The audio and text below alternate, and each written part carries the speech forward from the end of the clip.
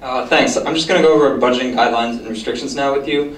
This past summer, we went through the SAF guidelines and we redid them, we reformatted them. We added in a few new restrictions that kind of clarified things that were ambiguously listed previously.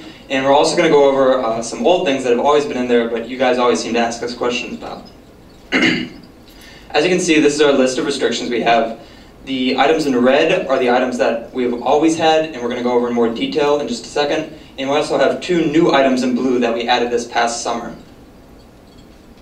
The new clarifications are we will no longer fund postage. We've done this in the past, kind of off and on, but we've decided it just doesn't really fit with what the true purpose of the SAF is.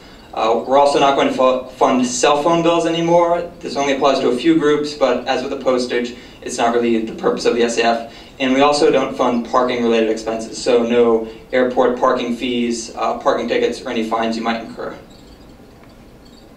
Travel has pretty much stayed the same. We'll fund 50 cents per mile, $100 per night for lodging, and $20 per night for food for any guest speaker.